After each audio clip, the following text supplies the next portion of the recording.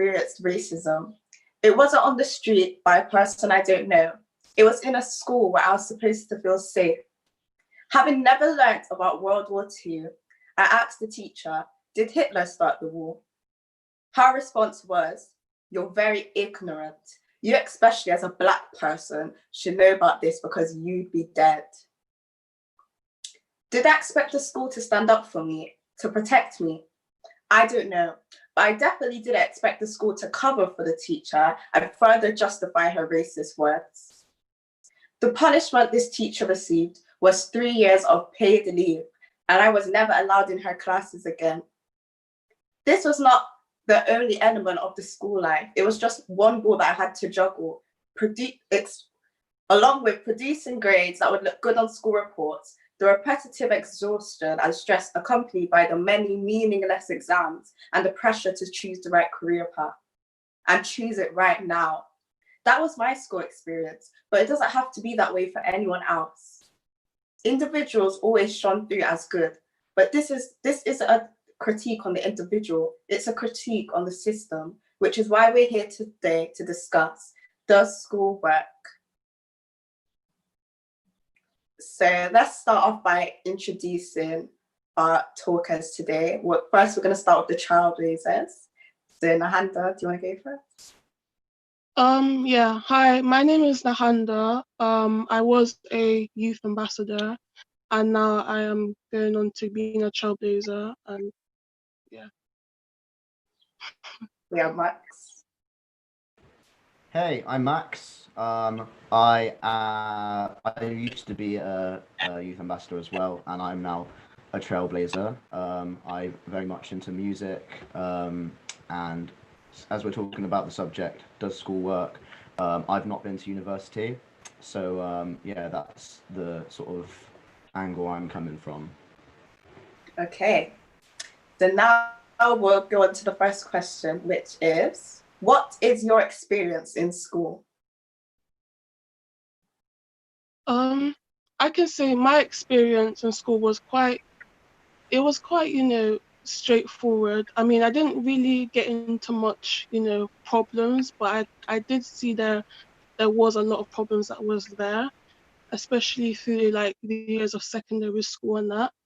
I was also like, I was quite, the person to be, always involved in stuff, not involved in big problems, but I always know things. Everyone used to come in with problems and that.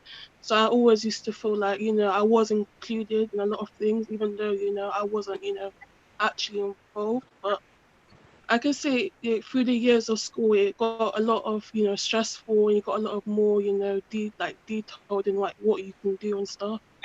Um, yeah. Yeah. My experience of school was well, I was going through quite a lot of personal issues sort of during the GCSE years, which meant that I didn't leave with very many grades. But I think what that shows to me is that because since sort of at the same time as that happening, earlier in the earlier years, I wasn't really that interested in some of the subjects that were being taught. I had a lot of excitement moving into secondary school from primary school about the subjects that you don't get to learn in primary school, like geography and history. Like I was really excited to, get a lot more information about that and just generally have my own discoveries. But then the way that they were taught and the sort of, the curriculum, it really made me lose interest in some of the things like science and history, and even I love writing. I used to write little short stories all the time, and I love grammar and spelling and stuff. But like it even made me lose sort of enthusiasm in English. But yeah, I also want a point that I like to think about is that since leaving school, I've actually had a lot more motivation to learn about stuff. That came on later on in life that I just didn't have that motivation or interest before. And I feel like that's one of the main problems about school, is that you're sort of forced to learn all of these things at a certain time in your life, when actually you should be really developing other parts of your personality. Mhm. Okay, thank you. And Aliya's joined us. So introduce yourself quickly. Yeah.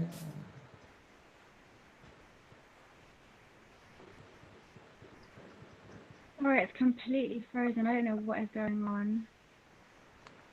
That's fine. But you could still just say.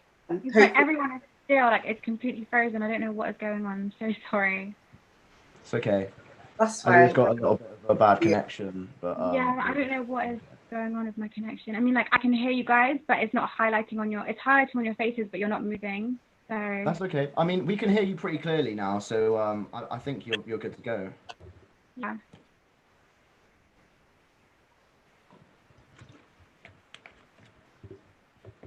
You can see you Okay. now too as well.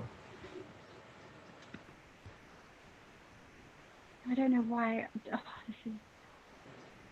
Okay, let's just go on to the next question, which is, what do you guys think you gained from school? I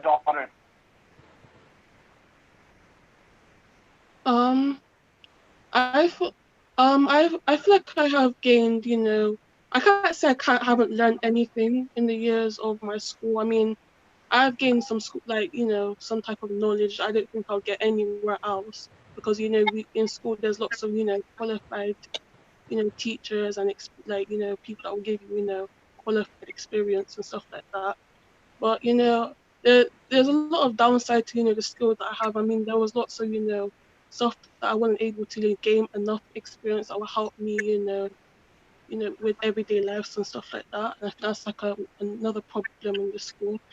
But I can say that, apart from like socialization, with, schools and my classmates and stuff like that, I mean, skills wasn't, the main thing that I think I gained, but, more socialization. But yeah. Okay. And Max? Yeah. I'm kind of the same. Like, obviously, school is a very pivotal part of growing up, because it's the first time you're in an environment. Well, it's most of the time the first time you're in an environment with other people from your age group. Um, Almost, I mean, you are supervised, but it's like you're also not always supervised, which is how bullying can breed, and just general, like, it's generally how, yeah, it's the sort of point where some darker sides, I guess, start showing. And the thing is that, like, everyone's got good and bad parts of their personality, and it's really around that time that you sort of start explore, like, that people start exploring them. So yeah, the social side of school is probably a more, in my opinion, it's more important than, even, especially at that sort of around like secondary school age, than the sort of academic side of things. I think that when it's the whole construct of school is basically just to try and get you ready for work, and just sort of being just, yeah, just socializing, like Nehanda said, with other people, with your peers. But I think that it's not done really in the right way, because it's focused mainly on getting you ready for work, so that you can, yeah, because basically life is just, once you leave school, you're going to have to work to be able to provide your, place to live, and just provide yourself with luxuries, and sometimes not even luxuries either, just to survive, really. So unfortunately, because of that circumstance, it is mainly just like quickly try and just prepare people to try and get these kids ready to like face the music, really.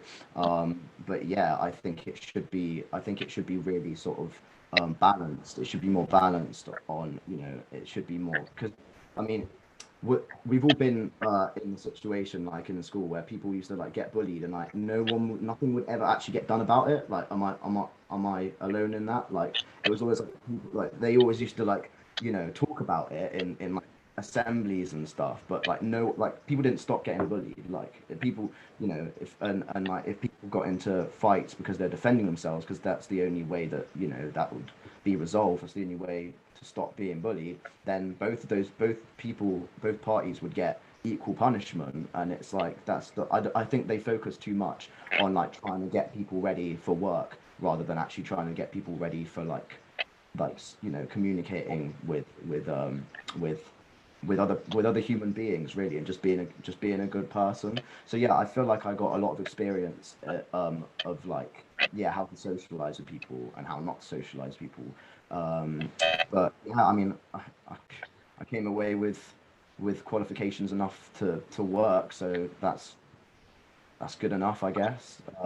Yeah, so yeah, that's what I gained. But it was mainly the most profound thing that I gained was, like Nehanda said, was more the social side of things. Okay, that's good. So, Aliya, do you want to say like what you gained from your school experience? Oh, you're on mute. Yeah, I've just unmuted myself. Okay, so from my school experience, I think I gained a lot more confidence. I think I joined school and I was quite reserved. So I think when you join school, you're kind of like in a position where you have to sort of break out of your shell within due time, of course. So I think that allowed me to just like break away from my shell and be more interactive, which I didn't really do like before.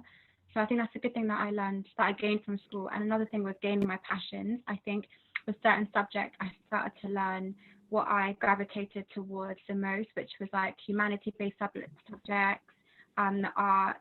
I loved English, which is why I chose it for my degree. So yeah, I think I gained that. And yeah, so I think those are the best things that I gained from school.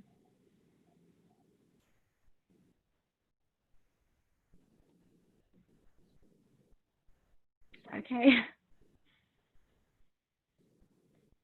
Yeah, I mean, touching on that as well, like you said about the subjects that were more to do with like human like relations, basically. Yeah, something that I've been thinking about is that I feel like the subjects that are sort of mandatory, like you know, geography and history, art, science, languages, English, like all of those things, I feel like are more those are the things that we can't access stuff like psychology, philosophy, you know, law, and you know, ethics and stuff until like actually studying it. Like we got PSHE, but like what is that? It's just watching movies. It's just watching like films and stuff like about. And like it's just distracting for the, you know, some people will watch, some people will actually like get the nuance of it and like be like, okay, this is actually teaching me lessons, but most people just use it to muck around. And you know, you can't really blame, you know, kids for doing that.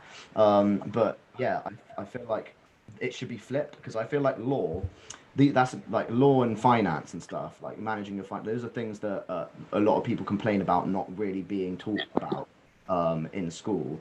And psychology and philosophy and ethics and all that stuff, yeah, maybe younger minds might not really be able to comprehend fully, like comprehend those things. But I feel like I would have been a lot gained a lot more from it if it was still taught to me at a younger age. Like I feel like even if the seed is planted, that opens people's minds to those, because the fact that those things are subjects that could be studied means that they're not black and white. And I feel like it would be a lot easier for you know, young people to like, I mean, take learning disabilities for one. You know, people usually get bullied for that in like primary school and in the beginning of secondary school. But if we were bred open-mindedness from a younger age and like taught not physics, sorry, philosophy, psychology, and ethics and stuff, then you know that would have people be more accepting, you know, of the fact that everyone's different, everyone's got different you know, the brain is a crazy, you know, complex thing. And you know, and philosophy, it's like looking at things in different perspectives and stuff. And maybe young people can't really comprehend that, but at least it gives them the idea that, you know, something that can be contemplated on, and it's not just like, oh, well, whatever I've been raised to believe is correct, or whatever I've seen around me is just how it is everywhere. And I feel like secondary education, the stuff that you then choose your path in, should be like history and science and geography and art, because those are things that actually really you're only going to use in the real world if you actually care about them and they give you enjoyment out. You know, you enjoy studying those things, which is, you know, that's what you should be choosing. Those are the things that should be mandatory, because yeah, like another big complaint that a lot of people have, and I have as well, is like, yeah, when are you ever going to need all of this really high-end maths or high-end, you know, science, unless you're actually like you're actually working in that vocation, you know? So yeah, I think that the sort of humanitarian studies should be that should be mandatory, you know, from the start, rather than the more academic subject. Okay. So, Aliya, like, what do you think schools should focus on? In general, I think schools should focus on inclusivity. So, for example, I went to a predominantly white school. So when I attended there, it was a really big shock. It was like a culture shock, because I wasn't amongst many people that could relate to me and identify with me. And I think that it was a cathedral-based school as well, and they were very, very traditional. So I think that their syllabus was very unrelatable for the few students of colour that attended when I was there. So I think that in general, schools definitely need to be more inclusive. They need to promote more diversity. I think that schools should bring the local community like in with the school as well, and celebrate cultural nights. I think we should have had celebrations for different cultures. I think that was a massive thing that like my school lacked. So yeah, I think those are like really important things that I think should be implemented in schools, as well as the more of a diverse curriculum as well. I think is very important. Regardless of being in a private or a public state school, I think that should definitely be implemented into schools in general. Mm-hmm. And Nehanda, what do you think? Yeah, I agree. And also need to be more like life, skills, more, ways to, how to pay your bills, pay taxes. Socializing is another important thing as well. Because, in this world, everything starts with socializing. You're not going to get anywhere if you don't know how to socialize and stuff like that. And, school, like what Aliya said, that she felt, she was brought outside her shell. But it was kind of opposite for me, because even though I thought I was able to say what I feel like I can say, I was also quite a reserved person in the classrooms and stuff like that. And for that, I don't feel like I got the best experience that I could have in school. But at the same time, there's people in this world that, find it really hard to, communicate with people, in their own environment. And that's a big problem, because, it will stop them from getting the opportunity they would like. And I feel like, experiences outside of, school, I have gained a lot of, confidence as well, because I've been the same since I started in primary school to when I left in year 11. Like, I've literally been the same quiet, reserved person, and anybody can tell you that. But it's funny, because as soon as I hit outside the classrooms, I'm talkative, I'm talking to everyone and that, and it's just like, I want to feel feel more comfortable in a classroom environment. And that goes along with, communication as well. We need to, get work. You need to, get a family. You need to socialize with your own family. You need friends and that helps with your mental health as well. And that's like a key thing you need for anything. Okay, so now we're going to bring on our first guest, who is Nasim Khan. He is the founder of the online home learning and tuition platform. It's called EdTree, and he's the governor of Hendon School and EdTech enthusiasts. And he leads a team of online tutors and teachers focused on unlocking student potential through technology and personalized learning. So we're going to bring him on to the chat right now. Hello. Hello. Hi guys. So we're going to start off by asking a question, which is, are exams the best way to access someone's capability? It's a very good question. I think currently exams are really important because they do in the current system that we're in shapes someone's future. You know, if someone gets really good grades, for example, and they get into like a really good college, and it leads to, let's say, a good university, that's something that's invaluable, because the people that you meet at some of like the prestigious universities are always going to be great connections for you going forward in your life. However, I do think when it comes to exams, the actual concept of an exam can be slightly flawed, and I'll tell you why.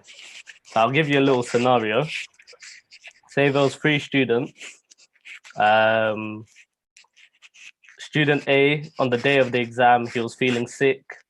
You know, he's got a great academic background, but on the day he takes his GCSEs, and because of how he was feeling, or he didn't perform too well.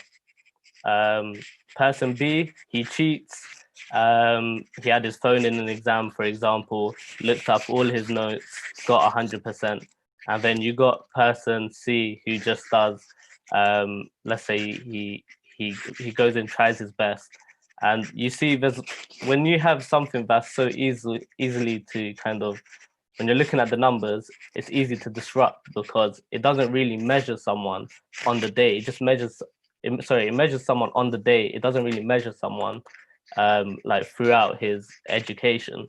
Because the person who cheats gets the best grade, the person who was sick was affected, and the person who did try is just somewhere there. So I do think that there's pros and cons to exams. I do think that in terms of mental health as well, that's something that's neglected in schools. Mental health is huge. You've seen in recent times how everyone's been affected by lockdown, Black Lives Matter. These are massive talking points for mental health. And now when you have school kids going to school and all they could think about is, oh, this month I got an exam and in 2 months I got another exam, the amount of pressure that it could create for a student can sometimes be overwhelming. Now, I think measuring someone's capability is a bigger task than just, you know, standardized exams and testing. So what are your thoughts on that? Well, I agree. I've been thinking that, you know, the way that exams are done at the moment, it's almost like a more of a classist thing, like a classing thing. So like basically it matters more, it seems to matter more about how many grades you get rather than how well you actually excelled at those subjects. So like, you know, what I mean is, for example, someone who is trying to hire for a job in like, let's say, in finance, right? Someone could have gotten a good grade, like a really, really good grade in finance, but not many other grades. But then someone who got overall just more grades in more subjects that may not be relevant, they're probably the person that's going to get picked for the job because they're more qualified, even if, like, do you know what I mean, for the actual specific subject. That's not, you know, that the person who didn't get as many grades overall would actually be better for it. But yeah, I don't think exams are done properly, because they don't really measure what it is that you spend your time like. Basically, you may not be interested in the subjects that are being graded, essentially. And the thing is that no one's just sat at home like staring at a wall all day. So you're doing something with your time. Hopefully you're doing something that you're passionate about and that you have fun doing. Whatever that is, whatever you actually have knowledge in because you enjoy the subject, that should be what's graded, in my opinion. That should be what's examined, how much you've learned, and it shouldn't just be about how much information you can retain about a certain subject, when it's the sort of thing that you're going to forget then anyway. So yeah, I think that's a massive point that you picked up on. is that sometimes you could just memorize for an exam. You know, let's say you have a maths exam and you've done like 10 past papers, they follow the same suit. You memorize model answers and you're able to put that down onto your exam piece of paper. But 3 years later, 2 years later, when you ask them, what do you remember from that? They're just going to be like, mate, I just memorized for the exam, you know. I can't really tell you too much about that subject. And it's not necessarily a bad thing. Look, getting good grades is very important, because when you're trying to build a future for yourself, sometimes you need to push yourself, and it doesn't matter if it's academic or non-academic. I'm a firm believer that non-academic and social life is just as important as educational life, you know. But you have to be, if you really want to be successful, you have to pick up skills outside of the classroom, as well as inside the classroom. That's one thing I've learned leaving university, for example. I had a great understanding of my subject, but was I really prepared for the real world in terms of working, you know, 9 to 5, or just picking up the skills that I needed to kind of succeed in my career?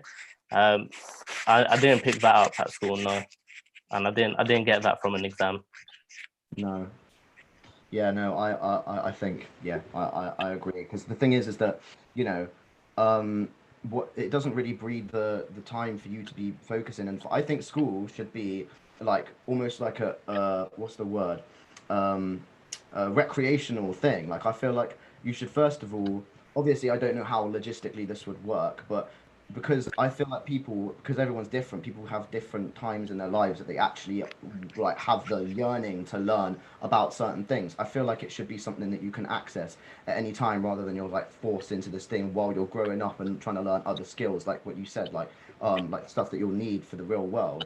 And yeah, like when you're spending all of your time studying for something, you don't have enough time to focus on getting experience in the things that, you know, you actually finding your passion, or if you found it, then studying and working on your passion, or like balancing like life outside of you know the thing that you're doing in the day, like your educational path, or your school or your work or whatever. Yeah.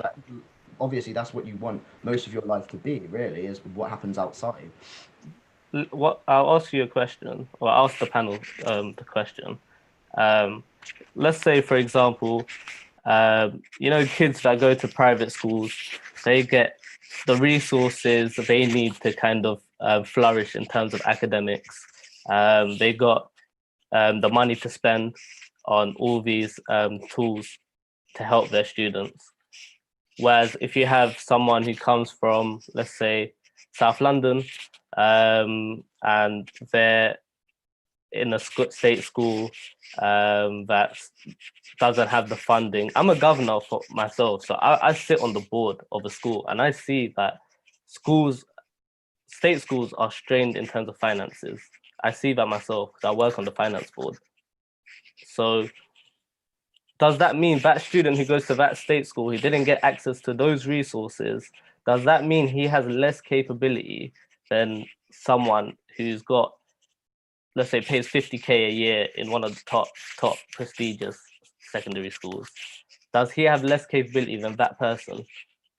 Because that person probably has more tools to go get that A stars, or the you know, the first class degrees and whatnot, because they have the capital to spend, as opposed to someone who goes to a state school. So I don't think,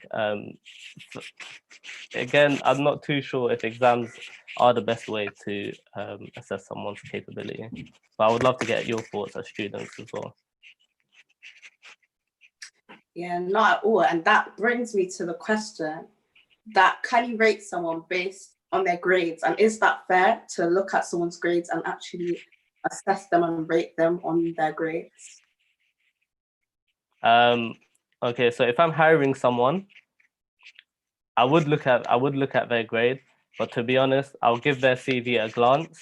I'll rather focus on how the person interacts with me. And that for me is really important. Now, I might not be that might not be the case for all other CEOs or employers. I do think academics does show that someone is able to push themselves and shows like determination, because these are skills that are really, really important. However, I wouldn't just judge someone based on their score sheet. Never in a chance. Yeah. I just want to mention that we got a comment from Naz, and he said, I did psychology at my A level, and my teacher just told us to memorize all 72 studies. She didn't teach us, she just kept saying to memorize the studies. So we memorized them all and got an A. So I just wanted to mention that comment.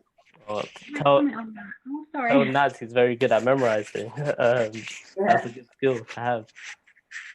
But I think that links back to the point you were saying about people just trying to memorize just to get through the exam. Of course. I think that just defeats the purpose of exams, and it defeats the purpose of learning. I mean, if you're supposed to be a teacher, you're supposed to, like, you know, guide the person that you're, or the pupils that you're teaching. You're supposed to allow them to excel to the best of their ability and allow them to actually learn something. I think memorizing something is very different from retaining enough knowledge, and I think that that's an issue that I have with exams. I think there's so much pressure on memorizing, and there's so much pressure on gaining the best grades possible, and not enough on actually like being able to absorb like the important information that you're supposed to be gaining from the said subject. And I think that another thing with exams is that it's very military based. I mean, you're sat in these rows, you're in an environment where you could even have anxiety and panic attacks because the person to your left and the person to your right is probably, you know, ahead of you. So I think that that's another issue with exams, is that it doesn't cater for students that may have additional needs, may have anxiety, may be suffering from, you know, personal circumstances and stuff like that. So I think that an alternative to an exam could be the students that have these problems and could be going through like situations around that time. They should, I don't know, there should be like on-screen exams, even for students that where English isn't their first language, you know, or maybe students who are more visual learners, there could be like diagrams and more picture-based exams for them.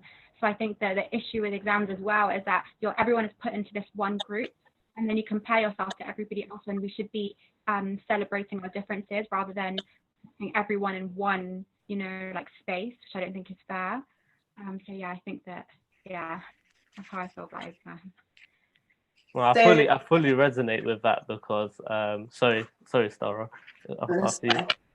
So I fully resonate with that. And one thing that we do at EdTree is we focus on personalized learning. So we've created a tutoring platform where each child is appreciated for their uniqueness, and every student would have different strengths and weaknesses. You know, person A might be great at maths and he could do trigonometry, but he's not as great as in his English, for example. We cater to the specific needs of each student. So we do tutoring from ages 7 to 16 through an online platform that uses artificial intelligence to kind of get student data and find the gaps in their knowledge, and then give them lessons based on their unique learning styles. So as Aliya mentioned, visual learners will get like a visual platform. People that have more of a tendency to like read the textbooks, we give them the more word-based learning materials. So I think that's huge. That's not picked up on schools yet, is personalized learning. I think in schools we get a one-size-fits-all model, and everyone has to kind of either fit in that hole, or they're not gonna get the opportunity to flourish. And again, what Max said as well, if someone has a specific passion for finance, and he's going to push himself further in finance. But I like to think of it as some of the best musicians may not have, you know, the best grades, but does that mean we could say that they're not capable? They're making some of the most meaningful music that kind of resonates with us as human beings. But do we say that they're not they're not capable because they got C's in an exam, for example. I think that's so cool. I wish it was enforced in all schools. But final question of this section is for Nehanda.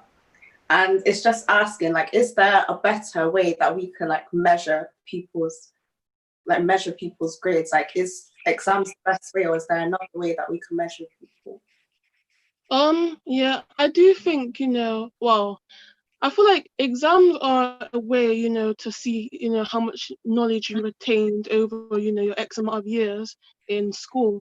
And if it's a good way to, assess like how well the teachers are teaching a specific subject or topic and that.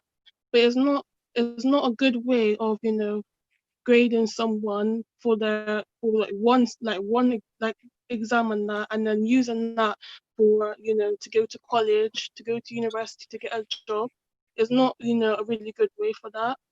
And I'm really strong on the belief that we need more like experiences, we had 5-day work experience in my whole 5 years of secondary school. And we need part-time work placements. We need experience. We need more people coming into schools and giving us more of a brief of different industries in the world, because there's a lot of people in schools that come out not knowing what they have to do, and that shows that school is not giving them a wide enough aspect of what you can do after school. And exams are just another way of grading them based on what everyone else is doing, because you're not grading on you specifically, you're grading them, or if you're doing better than 60% of the UK or whatever like that. You're not based on what you're doing. And if you've given them giving them to a job, you can see where they need help. You can get them extra tutoring based on what they struggling in the everyday experiences, rather than looking at a test which everyone else is taking and not what you want to do, so you can find out what you need to do to get better, what you have to do or something like that. That's right. I have a question for Nehanda. May I ask it? Yeah, sure. So what year are you in currently? I just finished my first year of college. Okay. So yeah, if you're looking for like work experience or like an internship, feel free to like hit me up on my email, and I'm happy to kind of sort something out for you, to kind of get that insight into working life. And if you do want to get hands-on experience, please let me know, and we get in touch and I'll sort something out for you. Thanks. No worries. That's so good of you, man. Like honestly, I love the fact that you've thought up this whole system. It's really needed, honestly. We need more people to be thinking about alternative methods of education. But yeah, like I wish I'd had that service when I was that age. Yeah, definitely, and especially one thing is like technology is not being utilized in our schools, and right now as a society we're advancing. You look into different industries, they're all using technology. The finance industry is using technology, for example. Why are we not using it in our schools? I was saying this, like all the other sort of sectors of sort of like systems, like politics and business, they've all changed, they've all evolved, and they may not be perfect still, they may still have a lot of work to be done institutionally, but like they have changed. But school's been basically the exact same for literally hundreds of years, and it's just like I mean, there's only one explanation for why, in my opinion, which is that it's because it's easy. It's because it's like because the people who like facilitate it, like they don't have to think about changing it. They're like, well, it works to get people to work, and that's all we really need for the economy. So why do we need to do anything to it? They don't think about the sort of psychological and like just the evolutionary side of it. I don't think. Yes, it's important to be forward thinking.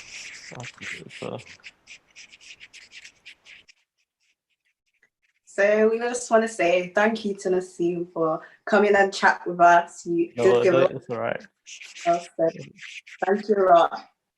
Yeah. Okay. And now we're going on to our next section. So we're just going to introduce our second guest, who is Esther Deans. Hello. So Esther Deans is the educational lead in the One Bristol Curriculum, a project that sees local arts practitioners and historians working together with schools and teachers to create a curriculum that integrates the full history of Bristol and the UK. She has 25 years of teaching experience and has been the chair of SARI and SACRI, and handpicked as one of the 12 commissioners to work at a national level to advise the government on the educational curriculum, which is really good. So we'd just like to bring her in. There she is. Hi, it's nice to see you, everyone. Hi. Hello, Esther. It's a really interesting talk. I've really enjoyed listening to you. I'll go for my first question. Okay.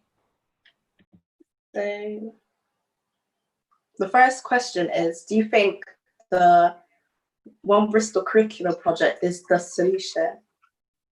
I think what we've got to think about is the fact that those inequalities that are there now have been there for a very long time. My dad came over on the Windrush. He came over from Jamaica on the Windrush. We were the first generation. And talking to people of my age, those inequalities were just so embedded that they just became the norm. And yet my son is 21 and it's still the same. And I remember seeing Aliya at school, you know, and those inequalities still exist today. So if we look at a couple of things, you know, we have, you know, higher numbers of Black boys particularly going out for exclusions. We have lower expectations in terms of when they get their assessment grades, and that then follows them through. And so although they have lower expectations, they progress and they have higher progression, and yet they still don't achieve the same as their white counterparts.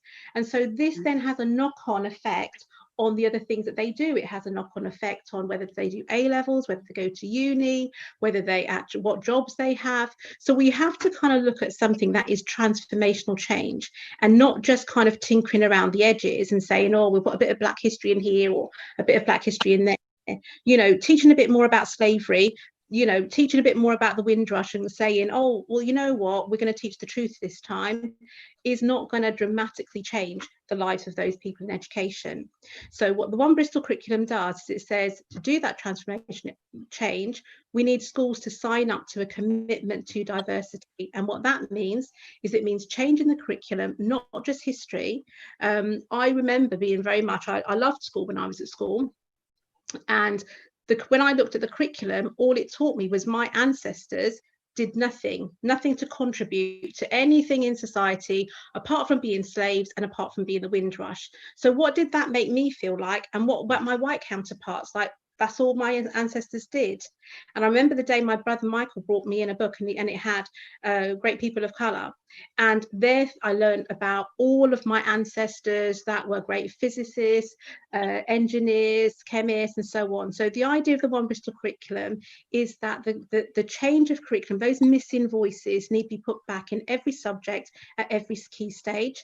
Some of you talked about extracurricular as well, seeing other people, other things that you can do, and actually seeing Black people in those roles, not just kind of thinking, oh, there are other people that do it and I can't do it, because if you can't be what you can't see.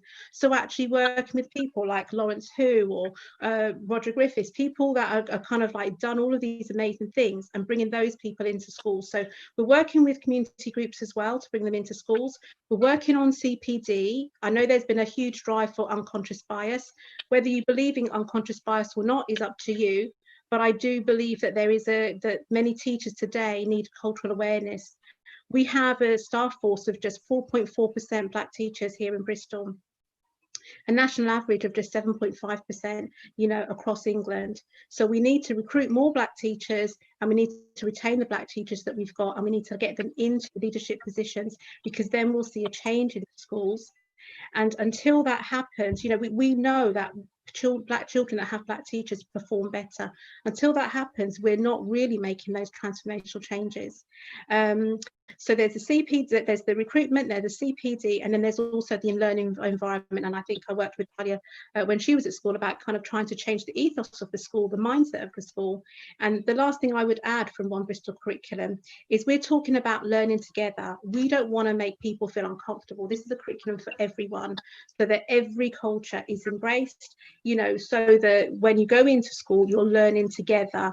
And when you see, like, you know, your maths, and you think about where did my maths come from, and, you know, you go back to Egypt and all of that kind of stuff, it doesn't become an otherness. It doesn't become a, well, we're doing a bit of black history, we're doing a bit of black this. It becomes part of our shared history. And so we don't have to then have a Black History Month, because those black voices are already running through the curriculum altogether. So that's where the kind of inclusivity comes. We are working with REAG, which is part of Learning City. So we are hoping that that's going to roll out to schools, and there are lots and lots of head teachers that are really interested in making this change now. George Floyd and Amy Cooper have given us a big platform to kind of go a wake-up call for those people that didn't know there was a problem, to see there's a problem. And so hopefully this is a step in that right direction. That's very good. So Aliya, do you think the One Bristol curriculum would have made a difference in your school? Definitely. I mean, as I said before, I went to a predominantly white school. I was a minority. I remember when Esther came in, Mr. Callahan actually came into our science class, and he was like, would you be interested in coming to this talk? And I was like, hell yeah. Like, I was so excited, because I didn't think that the school would even recognize me and recognize that I'm a black person, I'm mixed. And so it was nice to have that. So I remember there was about 4 of us black students that attended, and there was a few sessions, and it was a shame that there was just such a small crowd of people. I mean, it would have been nicer if there was a lot more people, but that showed me that there isn't enough recognition in the school, and there wasn't enough promotion to be able to have made that a lot bigger. But that was my highlight. That was definitely my highlight. That was the first time ever being in that school that I actually felt like I was being recognized for who I was. And I remember when I first met Esther, I related to her on a level, and she told me some of her personal stories, and she wasn't even a member of staff at the school. So I think it's so important to have these other professionals that are of color that you do relate to and you do recognize with, that are able to come in. So I think that would have made an immense impact if I had that throughout my schooling, because I think I met you when I was doing my A levels. So I think it was pretty, or GCSE, there was one of the two, but yeah, so it was pretty late on. But I think it would have benefited me a lot more if that was there from the get-go. Yeah, and I would have been able to resonate with my identity a bit more, which I really struggled with in school. And I think, again, I've never ever had a black teacher or a teacher of color, and that's one of the reasons why I also want to pursue teaching, because of the lack of black teachers. I think last year, or maybe 2018, there were only 26 black teachers in Bristol out of over 1,000, and I just thought that was ridiculous. And I think that that's another reason why a lot of students of colour may struggle in school, because they're so underrepresented. And when you have someone that you don't look like and you can't like relate with, it's very difficult to do well, so to speak. And I know that a lot of students of colour are targeted more as well. I saw that when I was at Cathedral, and I just thought, if only we had more teachers, or if they even hired more teachers of colour, we could have excelled a lot better. We would have felt more comfortable in that environment. I used to dread coming to school sometimes and having to face like the subtle racism that would happen between the students and sometimes the staff. It was difficult. So I really appreciated when Mr. Callahan brought in Esther and really created that gesture of inclusivity. So yeah, I definitely think that your project would have made such a difference at Bristol Cathedral. Thank you. Oh yeah, I really think, you know how people have been calling to have, you know, like police be kind of screened, like they should go through more they should go through more tests and like psychological teachings before they're allowed to be put on the force, so that they're more accepting like of diversity automatically. I think, to be fair, that could be quite true for teachers as well, because you know I feel like that's not something that I feel like there's such a, like, I've seen adverts for teachers and it's just like, oh, it'll be really fun, it's not that hard, and it's like, yeah, it's hard to be a teacher and actually, first of all, like hold children's you know, attention, and second, teach them well, and third, not be prejudiced. Like, it's not hard not to be prejudiced, but like it seems like it is, like it from evidence it looks like it is, because I've seen a lot of prejudice happen from teachers, and I mean I'm sure we all have in schools, and it'd be really good if it wasn't, obviously we need people to be willing to teach children, but I think they also need to be willing to like learn themselves, and like not just act like they know everything, and yeah, they should just be, they should be tested more. It should be more careful, the selection process of who can teach children, because it really has an impact on their lives. I think there's an issue there about cultural awareness, and when you think schools are preparation for life, it's about how you see yourself and how others see you. And I remember talking to one student, and he said to me, and sometimes I think it's very hard for students to open up and say what they want to say. And I remember him saying to me, somebody got injured on the football field, and there was a white guy got injured. A helicopter came and picked him up and brought him back to school, and he was sorted out. When he fell over, they told him to hop back to school. Now, for him, can you imagine what that would have made him feel like?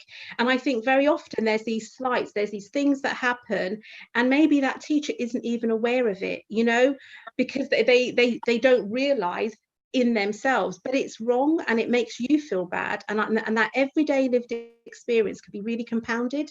So the idea of understanding culture, me and my sister, being from Jamaican culture, we quite animated and talk really loud, and then they go, oh, you're really aggressive, but actually within our culture that's a norm, or not looking someone in the eye. For our culture, we don't look our adults in the eye, and there's all these sort of things that many teachers don't understand, they don't know, and and so therefore it changes you in a way, because you're constantly adjusting to be in school and to fit in and to kind of have that line. So I think there's a real impetus on that training for teachers.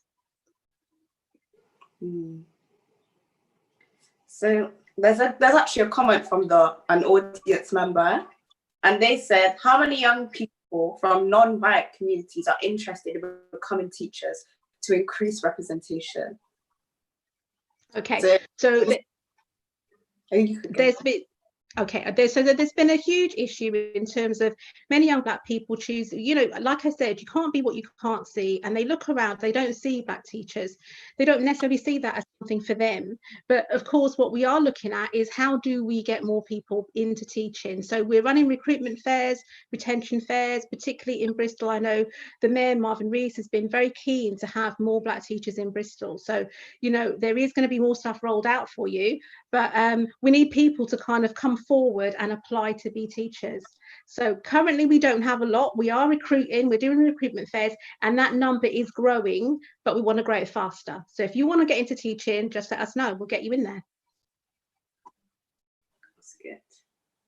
So the next question is for everyone. So what do you think the solution would be, like, besides getting more teachers of color, like what are the solutions to make school more fair for all people, despite what color you are?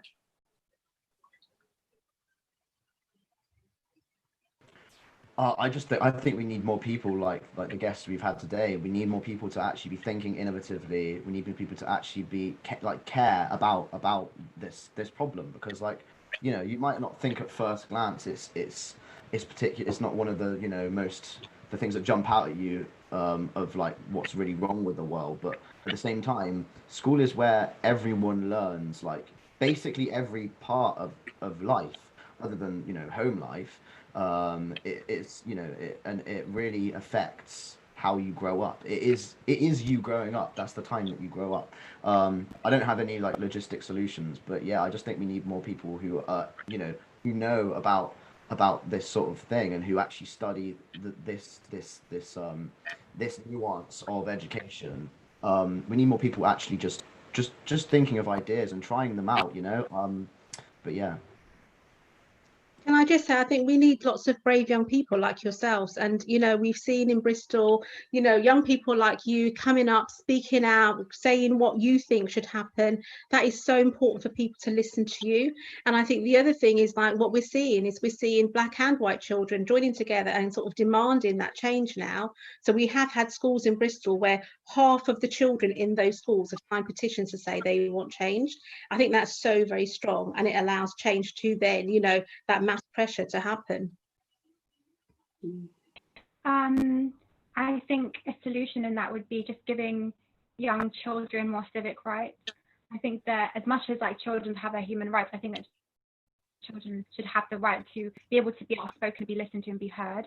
I mean, if you look at the way the school system operates, it's very traditional. It's you know, it was created by a bunch of people that are probably like really old and stuff like that. So I think that it's really important to be able to cater to these young voices and listen to them. I mean, like, the young generation are the future. So I think that their individuality should be embraced more. I think that even students who a lot of teachers may stereotype a lot as well, I think the cultural awareness that you were saying, Esther, is really important as well. And I think that even bringing like the local communities into the school a bit more and creating that diversity and having just everyone involved, I think that would be a really, really good solution as well. And just allowing like everyone's culture to just coexist. I know that the national curriculum is very whitewashed, so I think it would be really important to just, as you were saying, Esther, allowing like the Black history to seem like it's a normality and not just like it's a separate entity. It should be like brought together. So I think that's really also important as well.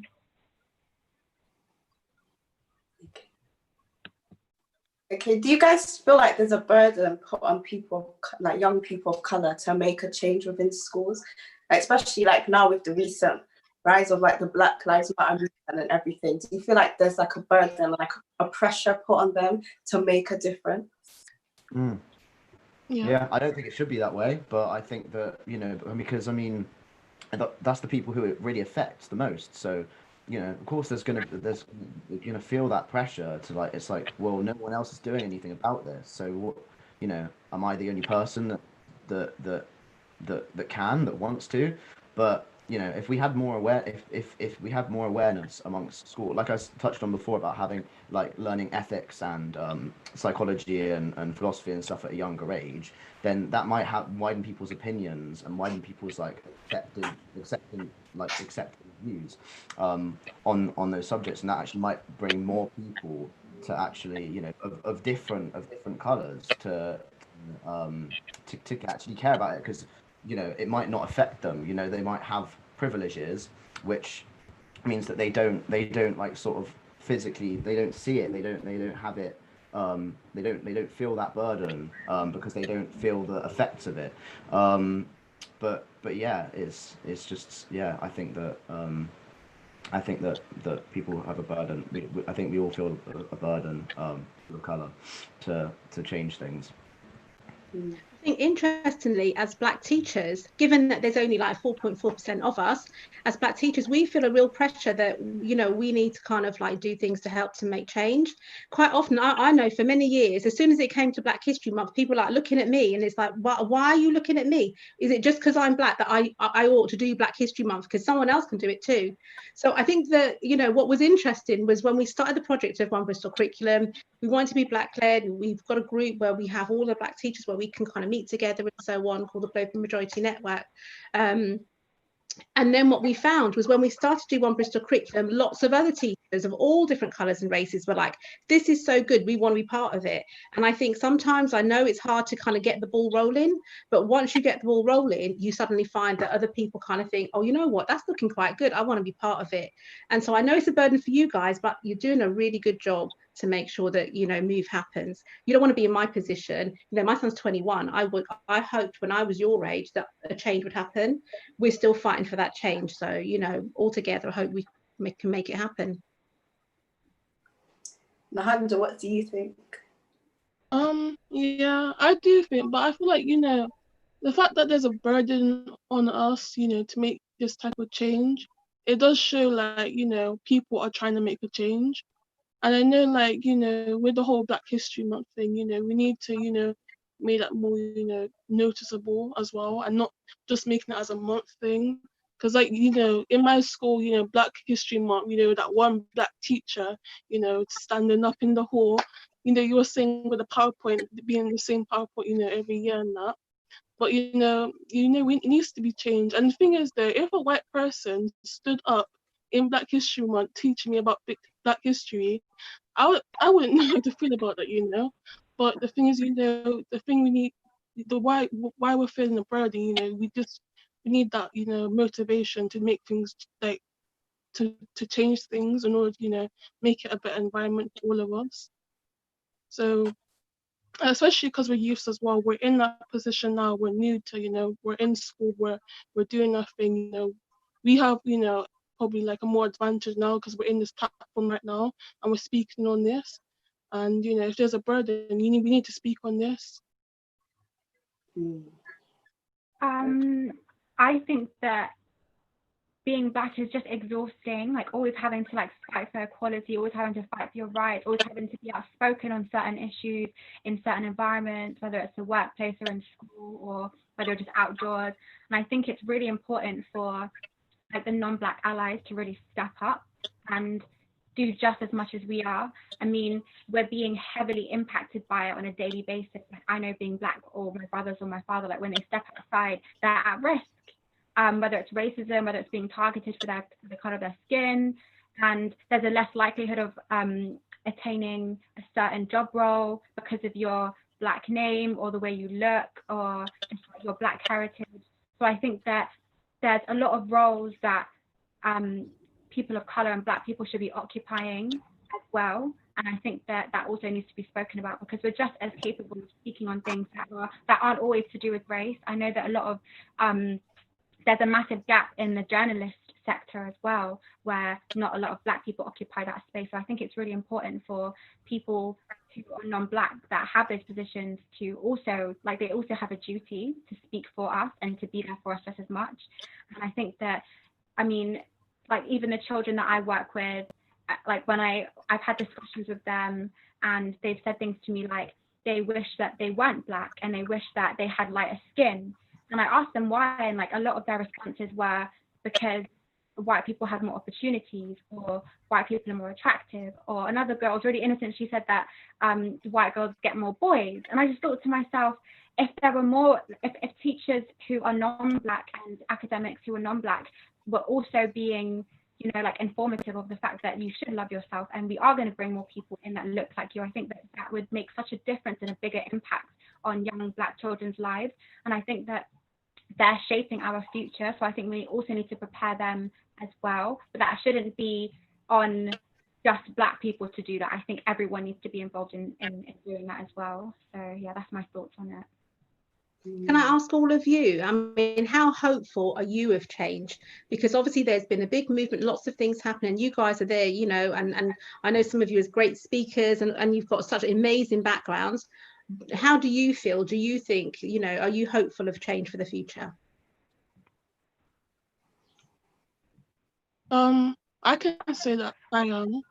I mean, I feel like, you know, in this moment of time, we all are trying to, you know, get our words out. We're all trying to, you know, our best to make change. And, you know, it might not be an opportunity in school that everyone is, but I feel like because people are growing up, not just like age, but mentally as well. So, you know, people are making a lot of effort. And I can see there's change, you know, there's people, you know, not quiet anymore. We've been through this for a couple of years and, you know, we're up to a stage where we just need to just sort it out, you know, not get over it, but sort it out. Because we need to, you know, make change. We need to make it feel like a better environment for everyone else. And the change is what we need. So, yeah, Brilliant, thank you for that. I kind of I have a kind of a question for you, Esther, because I am hopeful. You know, hope is a very important emotion. It's a very important part of an outlook, really, because without hope, nothing will ever change. So yeah, I am hopeful, but I do know that it's going to be extremely hard because I mean, if the original question was, is the one curriculum the solution to the problem? I feel like I wouldn't be able to agree, because the solution is so much, like so much has to be done to be able to actually equalize and yeah, just make the whole education system fair and wholesome, really. And I don't even think that anyone's actually come up with a way that works. I think it needs a lot of research. It needs a lot of people putting love and care into that subject. But I have a question for you, which is, how much actual sort of pushback do you get when you try to change, when you when you try and change things? Because I know it's really hard, because I think that, as I've touched on before, that the reason why the school system hasn't really changed or reformed that much in hundreds of years is because it kind of goes hand in hand with capitalism. It's quite a capitalist thing. Like, if it means that people will be able to work for the economy, and it succeeds in making in that, then that's all the people who really have the power to control it and to change it at the top really care about. But yeah, how much backlash do you get when you sort of vie for this change? Well, I will say something. Actually, this came from Marvin Rees, not me. He was talking about change, and he was saying, it's not us looking up to those people and saying, how can we change their minds? It's about us, wanting to be in those positions, that we are those people that can make those change. And I think we should be looking up to kind of, you guys being the journalists, you guys being the, next prime minister, or whoever it is, so that you are in those top roles, so that you're able to help to make change. We're very lucky in that, working together in Bristol. I mean, I'm very lucky that I have so many people that I work with, so many organisations that have come together, and the way that we've kind of presented One Bristol Curriculum is very non-confrontational. We haven't, we've said we want to diversify the curriculum so that, we're providing lesson plans that are free to schools at source, that, we're providing them with lists of people to come in. So it's very easy for schools to pick up. And what we found is, rather than getting pushbacks, we're actually having people coming to us and saying, can One Bristol Curriculum help us? Or can we be part of One Bristol Curriculum? And I've even had some heads of cluster groups saying to me, well, actually, sign all my schools up, because I think it's really important. And he himself recognised that there were issues that were happening, and young children today aren't like us first generation, that were kind of like, that's the way it is. They're saying, no, we live here, we grew here, why should we be treated like a second class citizen? So they're demanding that, and interestingly, if you demand it, people have to listen to it eventually. And like I say, head teachers are coming to us. It's not just us going to them. So we haven't had a massive pushback. In fact, we've had lots of people willing to support, and also just last week, people coming up saying, oh, how can we help to finance as well? So far, so good. That gives me a lot more hope.